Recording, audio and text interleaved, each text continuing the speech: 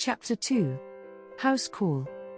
I have always felt, as a physician, that the practice of medicine was uniquely suited to Estolians.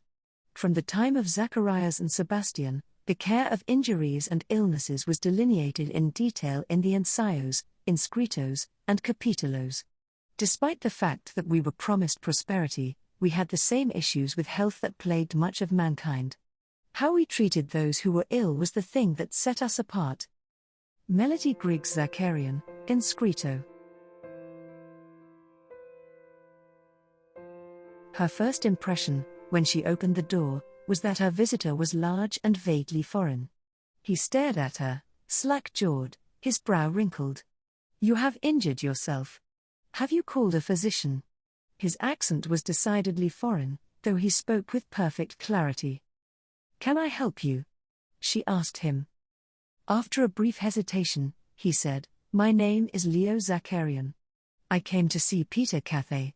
I wrote to tell him of my arrival." She pulled the mail out of her pocket and looked at it.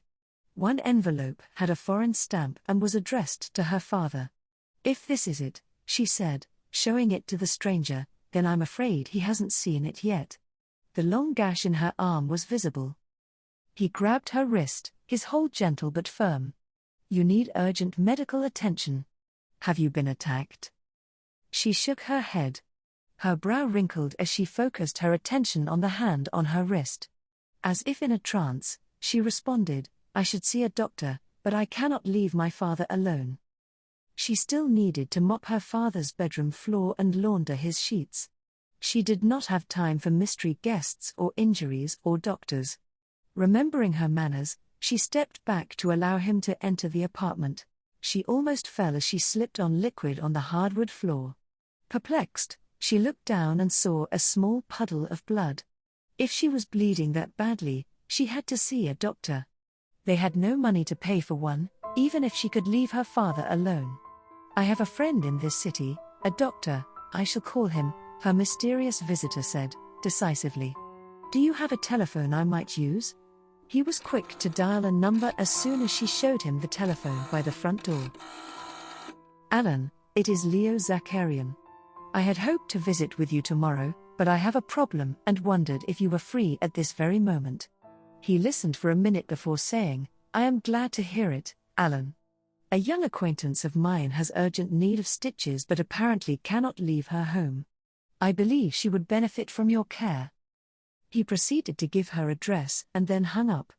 "My dear, you must sit down and rest, you have a serious wound." She shook her head. The limitations imposed by her injury were starting to sink in. "I can't sit." She turned reluctantly away from him, allowing him to see the ruin of her mother's favorite skirt, and the torn flesh beneath. He exclaimed something in his native language, before adding, "What has caused this?" He frowned, seeming to be at a loss. "Perhaps you should lie upon your stomach while waiting for my friend?" The thought of getting off her feet was appealing. "I would like that," she said. When she turned to lead him up the stairs, she was appalled at the amount of blood on the staircase. She had no idea she was bleeding that badly. The whole foyer looked like someone had been murdered there. They went up the stairs and she pushed open her bedroom door. Her hands began to shake and she leaned against her dresser, reaction setting in. "Will you be self-conscious if I remove your lower garments?" the stranger asked. It was an absurd question to ask. Of course she would be self-conscious. But she wasn't sure she could do anything for herself. She was lightheaded and queasy from the pain and wanted to get off her feet as soon as possible. She shook her head.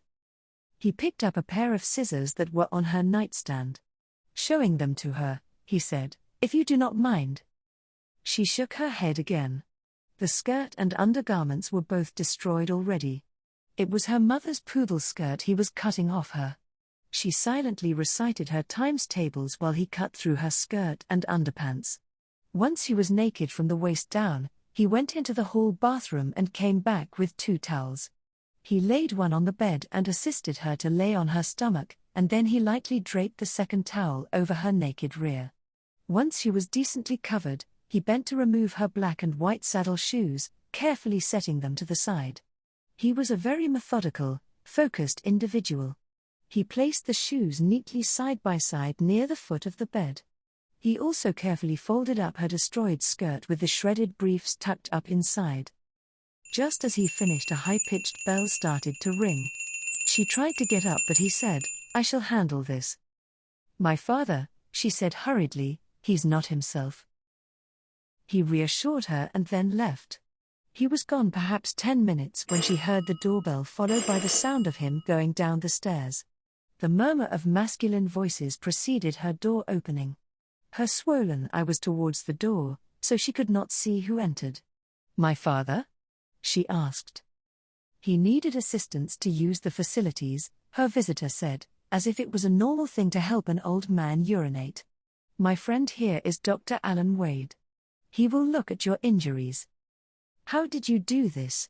The doctor's voice was grumbly and old, with undertones of kindness and compassion. "My father isn't well. I was helping him into bed when he had a muscle spasm and knocked me off balance. I fell against an old glass-topped night table. I'm afraid it broke my fall and I shattered it." "How long ago was this?"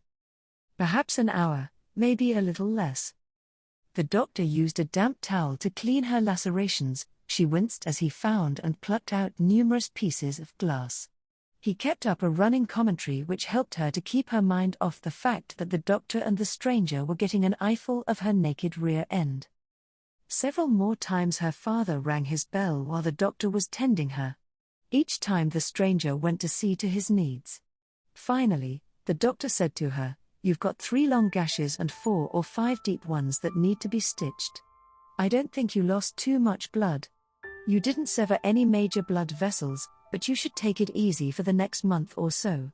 You may have a reaction to the trauma you suffered, even if it seems relatively minor to you." She did not think the pain of having shards of glass picked out of her rear was minor.